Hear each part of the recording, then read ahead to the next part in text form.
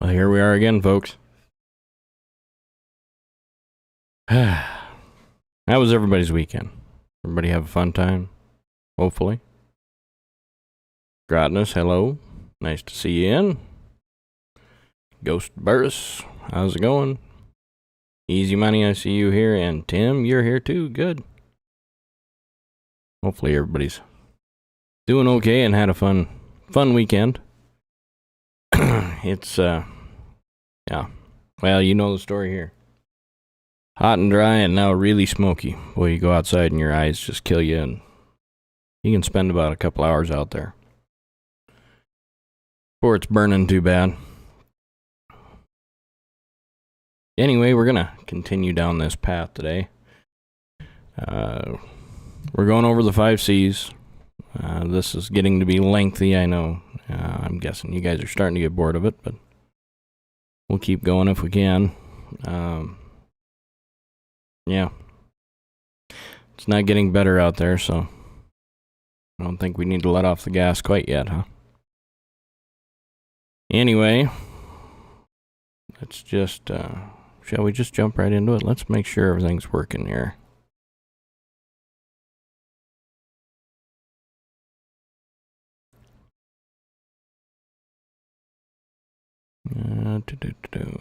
Go up here.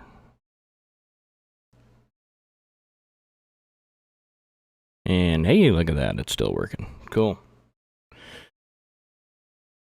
All right, so we're going over the, to me, things that everybody needs to know before it all goes dark. And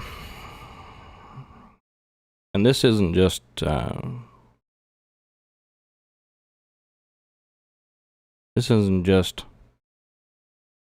what might be coming down the pike. There's a lot of places where you can use these skills. I know a lot of people right now, which definitely not here, but I know a lot of folks that are going through some severe weather. You got tornadoes, you got earthquakes, you got all that kind of fun stuff, and all of this is useful through all of that in one way or another. But if you haven't been paying attention, you might want to start. You know darn well things are getting worse out there. So you'll have to forgive me. My voice is fading in and out here. That I was out in the smoke yesterday and fighting it off a little bit today. So we'll see how it goes.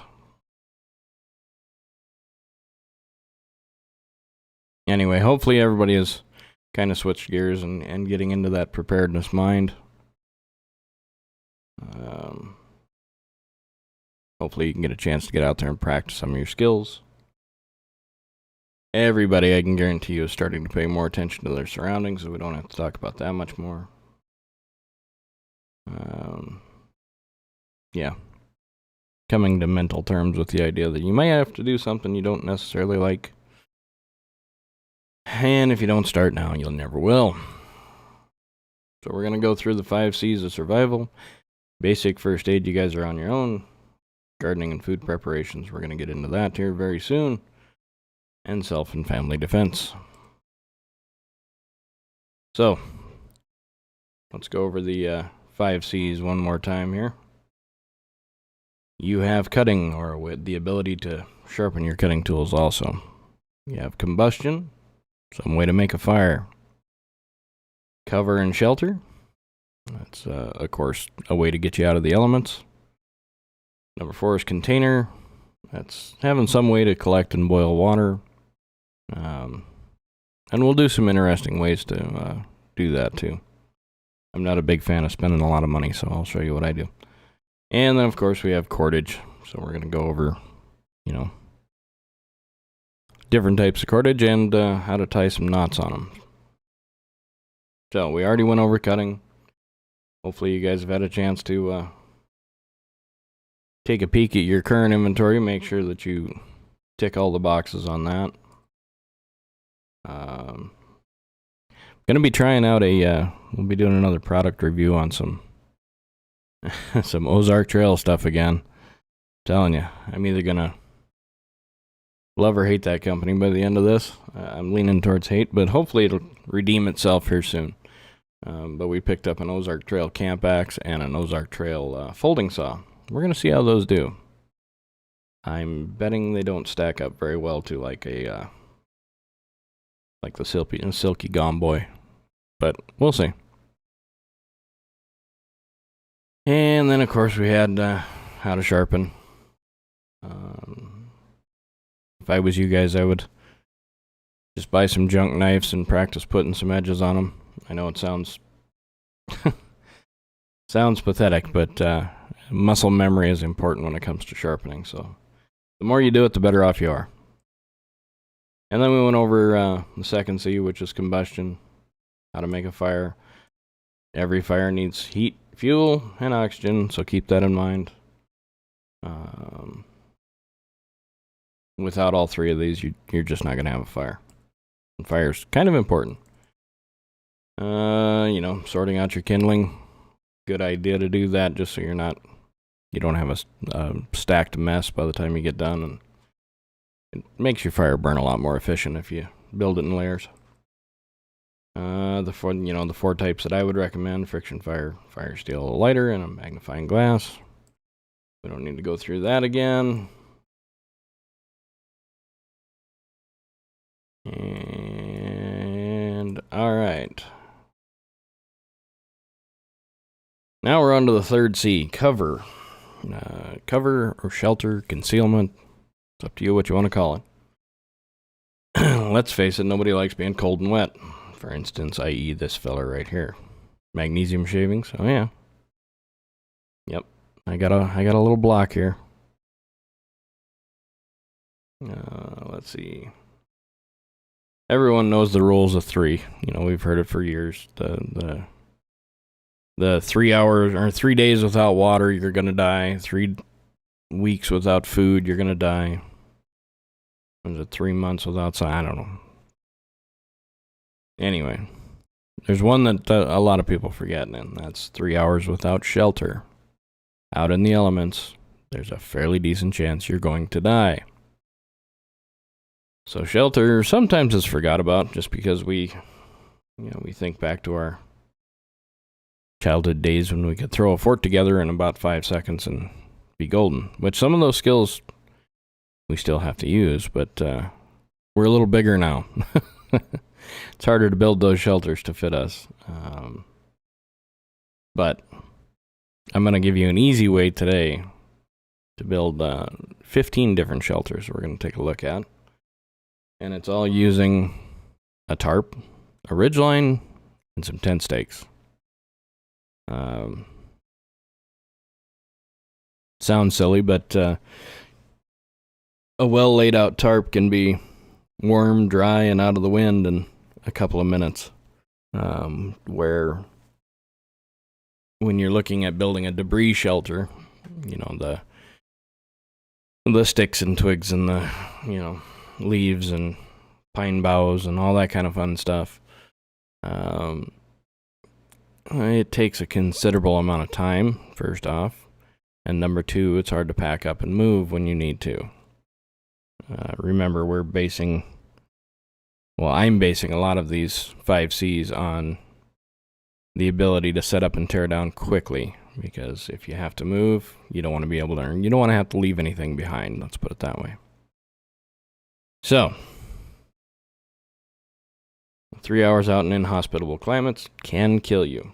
Not saying it's going to, but there's a chance. So shelter is more important than a lot of people give it credit for. I know there's been multiple cases of people that have curled up underneath an evergreen tree and did just fine. But, yeah, no.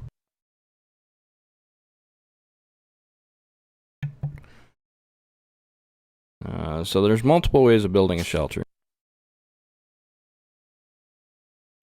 Give me just a second here, guys. I gotta handle something just quick. Hold on.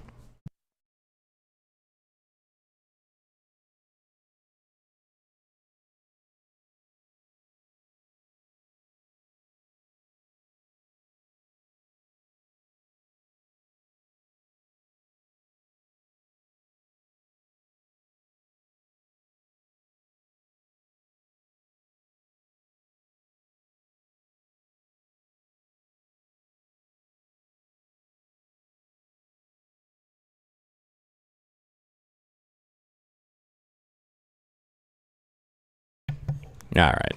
Anywho. There are multiple ways to build a shelter, and today we're going to look at 15 of them. So, if you don't get some sort of idea out of this, I don't know. I can't help you much. But I'll try. Like, I got a little man here who's fighting allergies, so I might be in and out here. A big Steve t-shirt provides shelter for 3. I didn't say that. Well, technically, I guess I did. Anyway, as far as the shelter we're going to talk about, or a lot of the shelters we're going to talk about today, these are the 3 things I would recommend you have.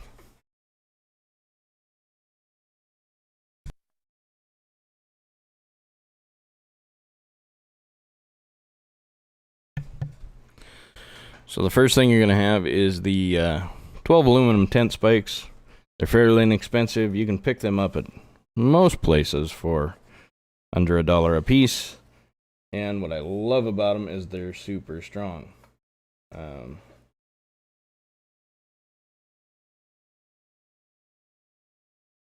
Give me just a second here. Having to be a dad first, you know how it is. These, you end up hitting a tree root or a rock. Yeah, you're not going to get through it with one of these, but at least it's not going to bend in half on you. And that's something I'm definitely a fan of.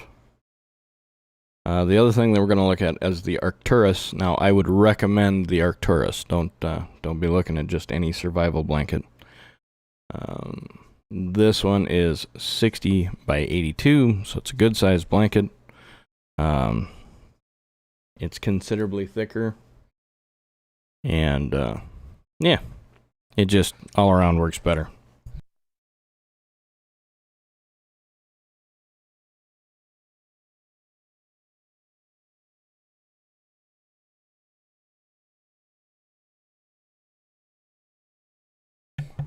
Anyway. So, yeah, and it's considerably heavier than any other survival blanket I've come across. It has reinforced grommets on it. You could technically, if you really had to, use this as a shelter all on its own. I wouldn't recommend that. But it definitely makes for a really good floor in a shelter. So, the other one we're going to look at is, of course, I'm cheating here a little bit, but the Unigear Hammock Rainfly. Now these have a kind of a solar material on one side, and you can get these in either like a desert brown or this green. In the country I'm in right now, desert brown might fit in a little better than what I got going on right now. But with all of these, of course, we haven't went over cordage yet, so we're going to need some cordage for this. But either way, I'm hoping, I would guess that you guys have some sort of cordage laying around the house. I have more paracord than I care to admit, so. But I would recommend, I know on this Unigear they show it tied up from each corner. I don't like that style of setup. I do a ridge line and tighten it up with the ridge line. Just because it takes a lot of the stress off of that tarp. It kind of disperses the weight all the way across instead of just on 2 points. So something to think about there. So those 3 things are as far as the Rainfly goes, you guys can pick out one you want to spend money on. And you can go from anywhere from $29 all the way up to $140, $150 for a Rainfly. So it's up to you. I'm trying to keep this a little bit in budget for you. But we're going to go ahead and take a look at 15 different ways to use a Rainfly. Should be interesting.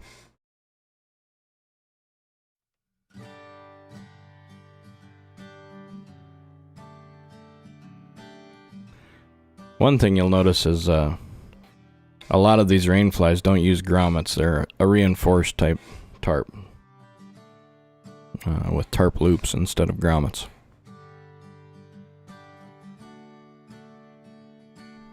So here, what he's using right there, actually, let's see if I can pause this here. And of course I can't. Yeah, well, that'll do it. Anyway, what he was using right there was what's called bank line. If you're not a fan of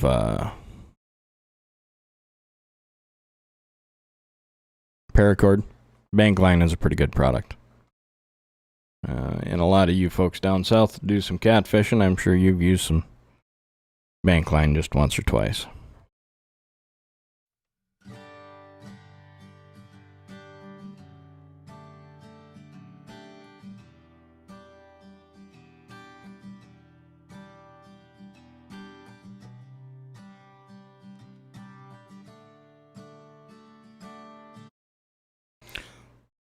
So, yeah.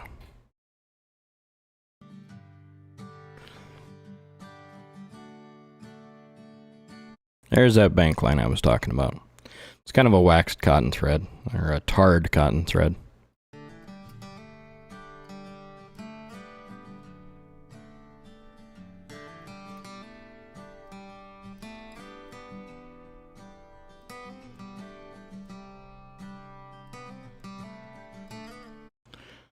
Now, everybody catch that knot right there?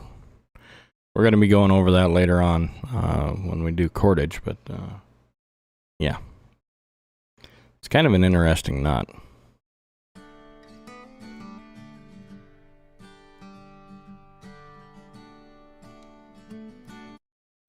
What's nice about it, you notice right there, once he cinched that knot down, it doesn't slip back, it doesn't loosen up. So when you're walking your line across to the other tree, this line stays tight and doesn't fall down. So, yeah.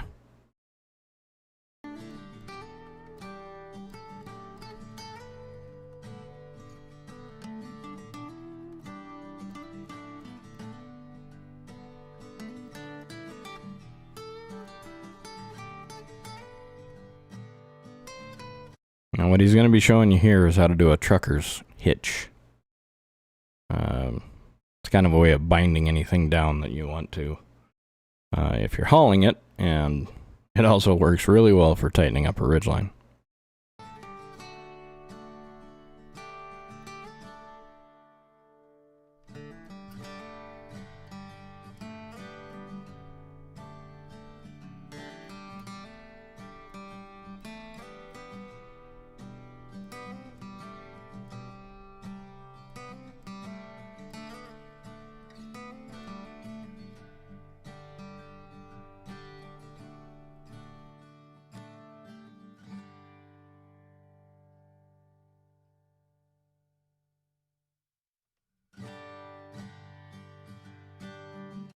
So the first one he's doing here is basically based on the Adirondack trapper's cabin.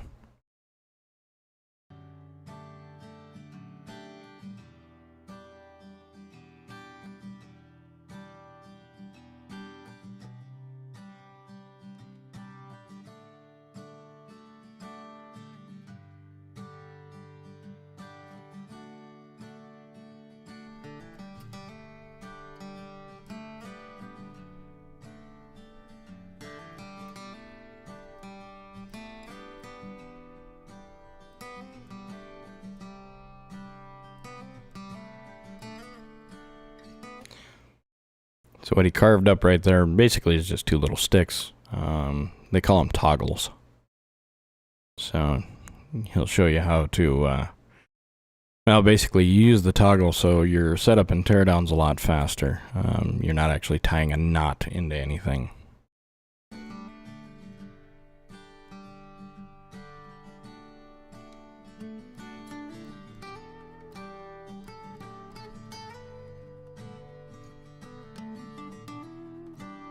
And remember, guys, we're gonna be doing all these knots here very soon when we're going over cordage. So this is just to give you an idea, and then we'll dive into them a little deeper.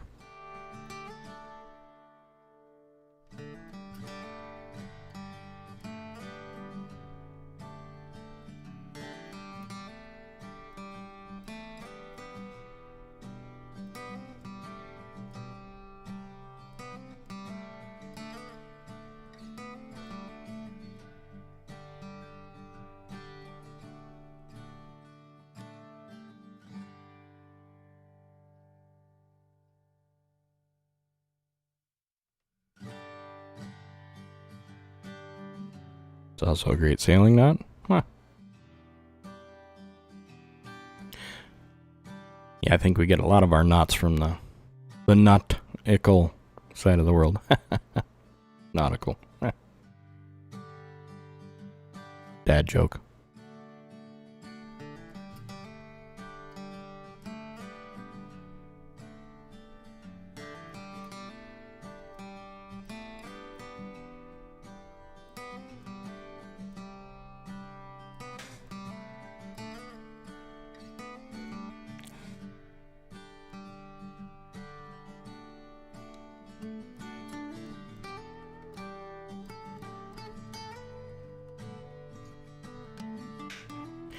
So yeah, you can tell on here the more tie-off points, the better on any tarp.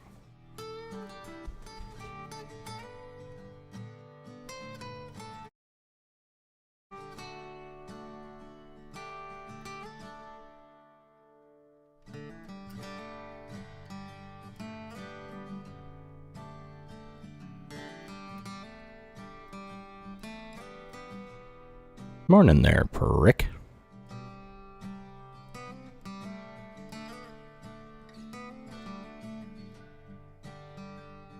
Now we're going to take a look at the basic lean-to. So that Adirondack, you could kind of see the three sides that he was shooting for there.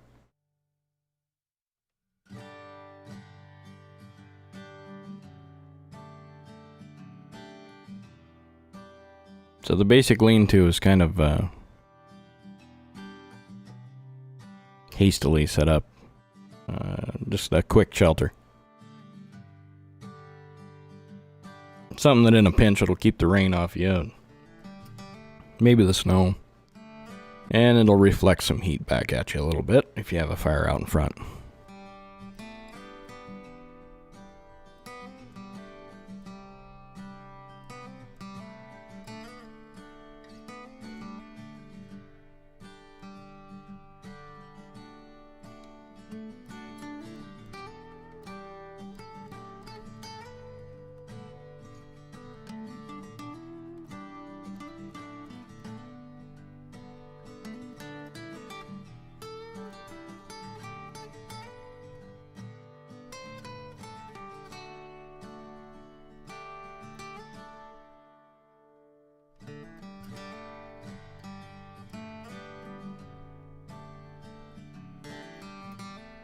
Now this would be more the style I would shoot for if I was doing a lean-to.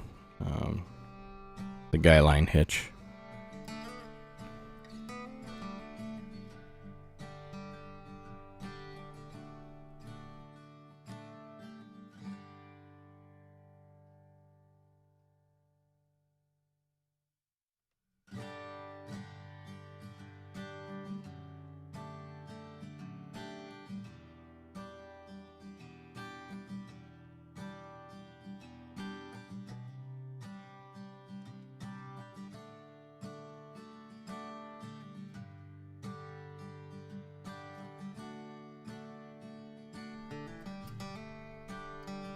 Of course, I'm a little more up in the colder country. Well, not right now, but anytime I can lower that roof line and reflect more back at you, better off you are.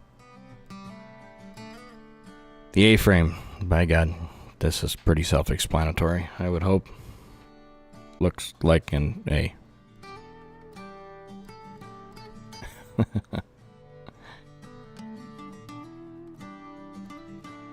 Me too, Tim. I do enjoy a big steak. Now the Flying A is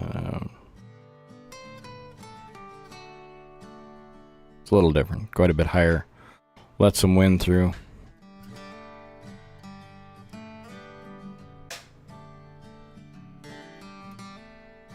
The Flying A is something that you use more, if you're going to do some hammock camping, stuff like that. A lot of times you use a Flying A to where the bottom's not touching the ground.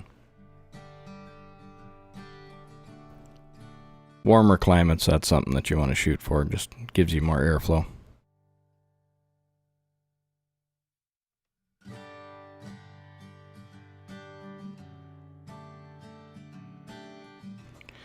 Then, of course, the Diamond Fly. I'm sure you guys have heard of this. It's where you're set your tarp up on a diagonal.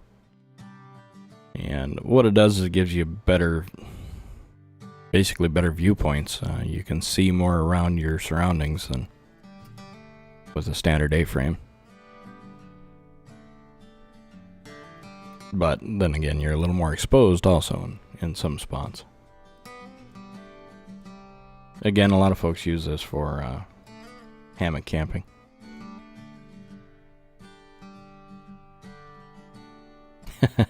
Yeah, exactly. Sometimes airflow is required.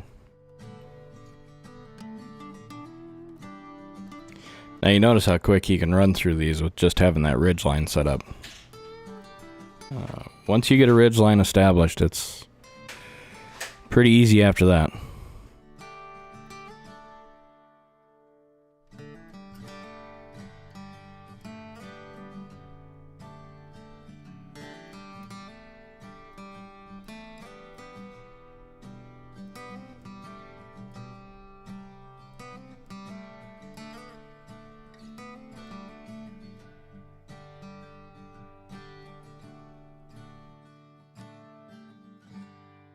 Now when he's talking stealth, basically all he's looking at doing is he's just making the shelters smaller.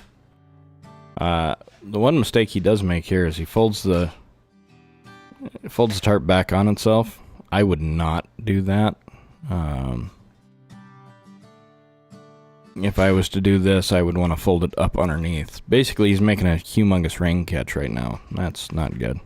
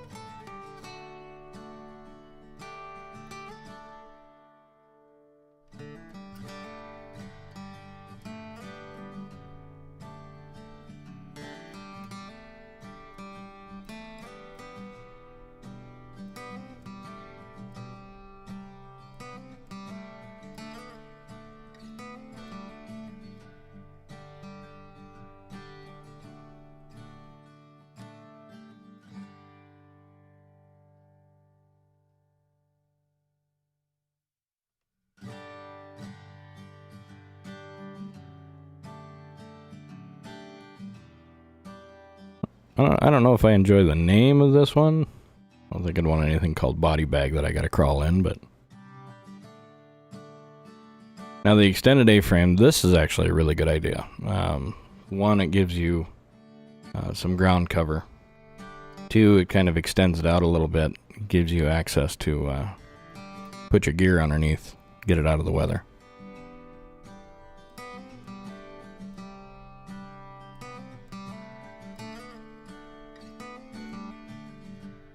And of course, the smaller the shelter, the easier to heat, so.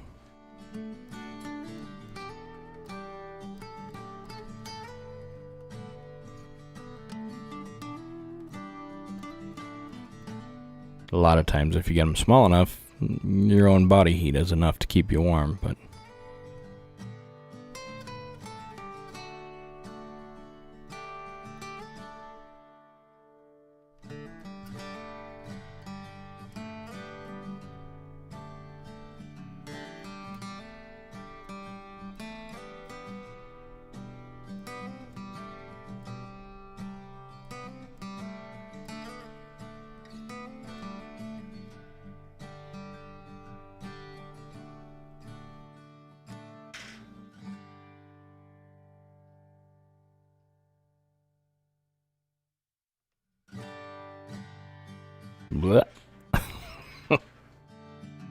Horrible.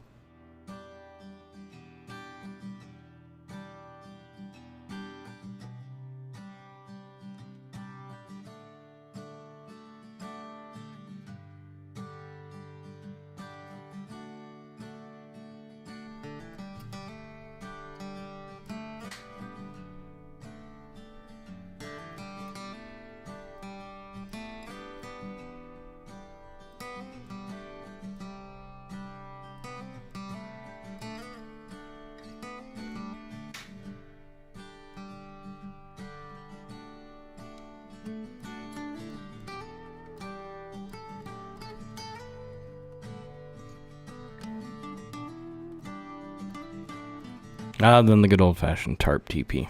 Everybody needs to know how to make one of these, right?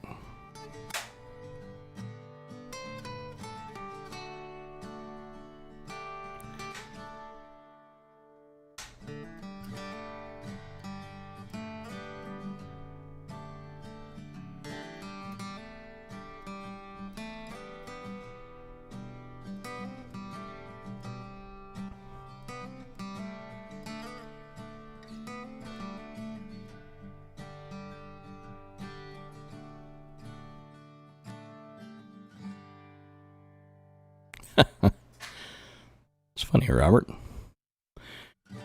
Tim said the same thing.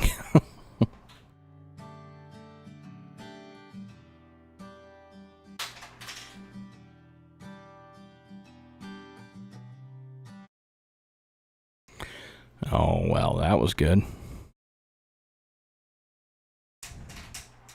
I went and shut down the whole thing here. Hold on a second. We'll get her fired back up.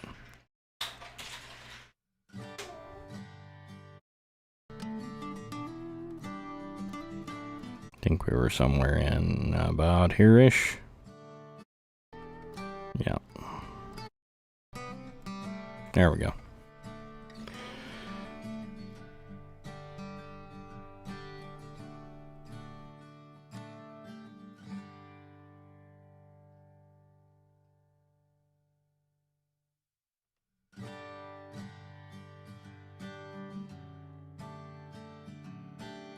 Hey, Black Cat, how's it going?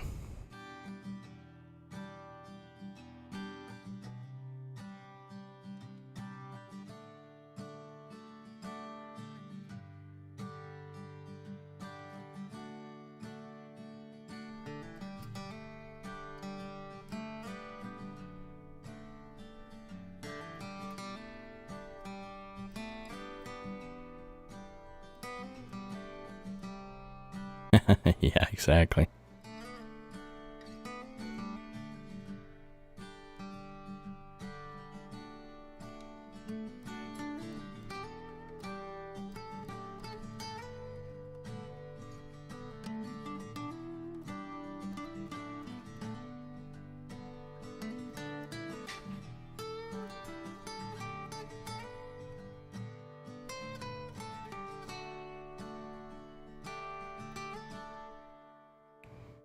Yeesh. Yeesh.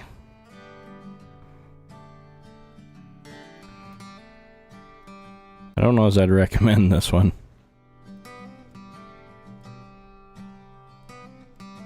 I think Ridge is probably getting ready for tonight's show. In fact, I'm going to have a little bit shorter show today, just so I can get with him and get set up for tonight, because we're having all the fun, you know.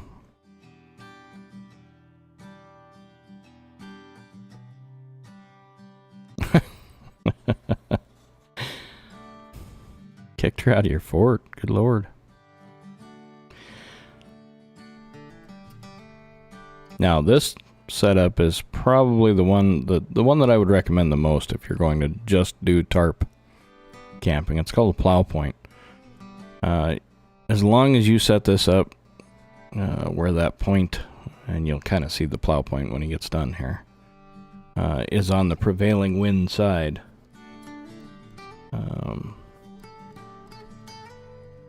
Yeah, it's actually pretty darn warm.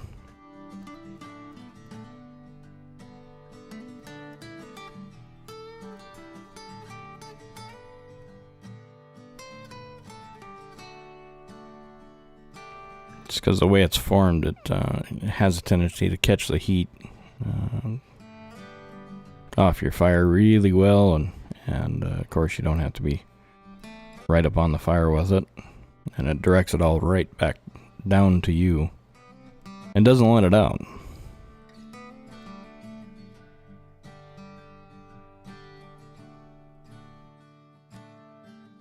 The guy needs to buy a bellows tube. Anyway. Well, what did you think? Was there any of those in there that you've never seen before, or any that you would give a try? Another thing you have to remember, even if, let's say, you're carrying an ultralight tent with you, or just a two-person tent, something like that you're going to be using quite a bit, it's still a good idea to have one of these tarps for, setting up to keep your gear under, keeps your bags out of the weather, and stuff you want to stay dry. I would set one of these up every time and use it that direction, so you have the most room you can in your tent. Yeah. Use a plow point to keep your wood dry. Yep. It is surprising how well they work. But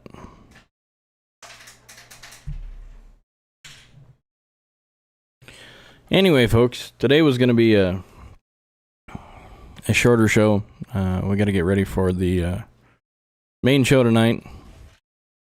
So it's going to shoot for 1 hour. Looks like we came in a little earlier. So if you got any questions or comments, now's the time to kick them out. We got about 10 minutes left here, and then we're going to get the heck out of here so we don't waste a bunch of your guys' time, and hopefully you can get outside and try some of these fun things. So, any questions, comments, concerns?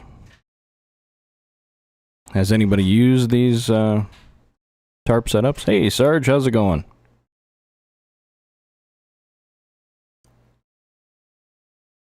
Oh yeah, and those rainfly tarps that they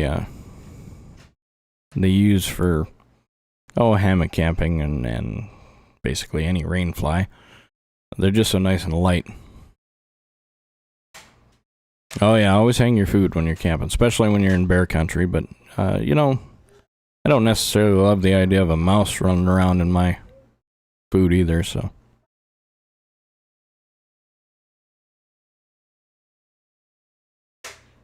Got a small A-frame?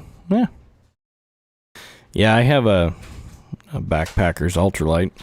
I guess we could take a look at that. I just hate, I don't know. Yeah.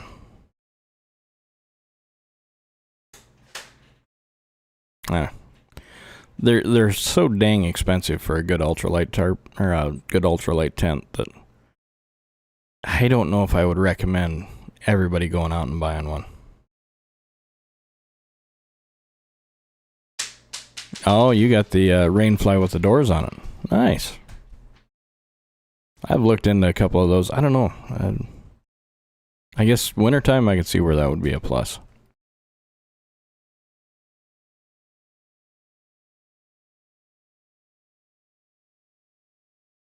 Still here.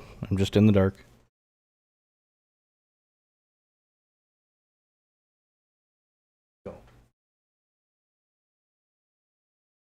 All right. Yeah, I don't know. I would recommend that you always have some sort of tarp on you, some sort of cover.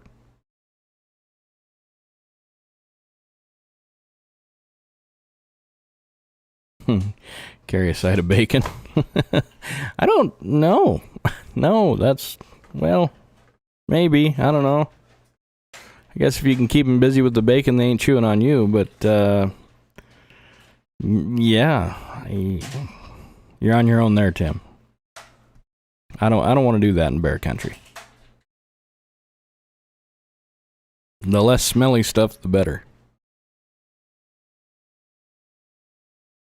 And face it, you walk by somebody's campground, and they're cooking bacon. You can smell it from a long ways away.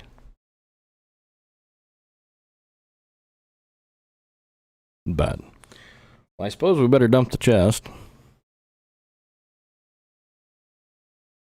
Whilst everybody's here.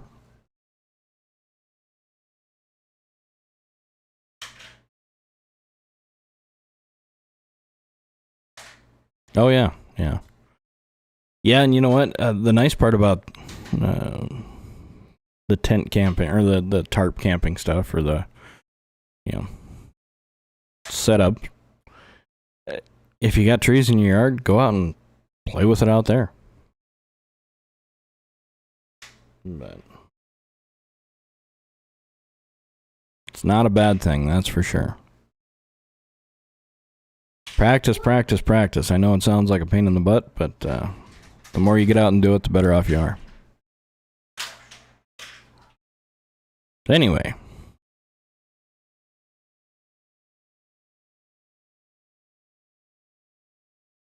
And it looks like the chest is open.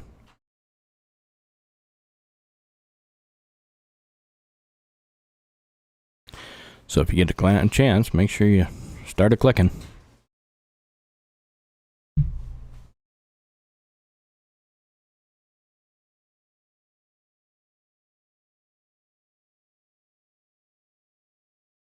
And we're going to take a look to see who won here. Tim, looks like you got 76. Ghost, you got 44. Julianne, 32. Robert, you pulled off 25. Good job. And Ivory Coast, looks like you slipped in there with 21. Good job, guys.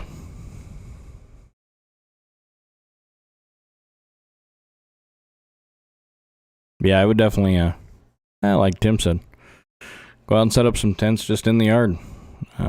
Get proficient at it. You know, I'm looking at it this way. Everybody talks about, I'm going to... Yeah, Robert, I want to talk about what I want to talk about, so I X-tagged myself, and it's okay. If you guys really feel the need to donate, you can go down there and donate to my Cash App. Other than that, I don't need it. I like bringing you guys information. I don't need to play the silly games, so. Yeah. Anyway. So I'll dole out the lemons I got left, and when we get to the end, we get to the end, right? Anyhow.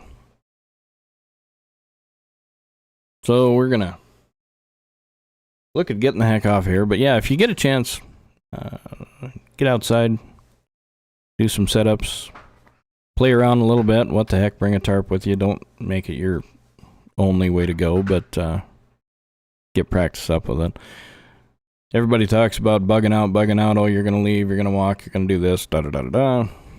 Well, the direction I'm heading is about 40 miles away, and if I have to do that on foot, especially with a little man with me, it's going to take me a few days. So the faster I can set up and tear down and get moving the next day, better off I am, and having a comfy spot to sleep is also not a bad thing. Anyway, one of the other ones we're going to talk about here eventually is going to be, of course, setting up a hammock-style camping, just because it is considerably lighter than any other version that I've ever done, and I've did everything from a 33-foot motorhome on down to a 2-person or 3-person tent. So it's probably the fastest and lightest way I can think of setting up camping. So we'll take a look at that eventually here, and yeah, you got to learn the basics first. Absolutely. But we're going to get the heck out of here, folks. Hopefully you all have a good day. Try to keep everybody in good spirits. So, yeah. Anyway, if you can, keep your head up. Keep your head on a swivel. Put on the armor of God, and everything is going to be okay. Get out and have some fun while we still can. All right. We'll catch y'all later. Have a good day.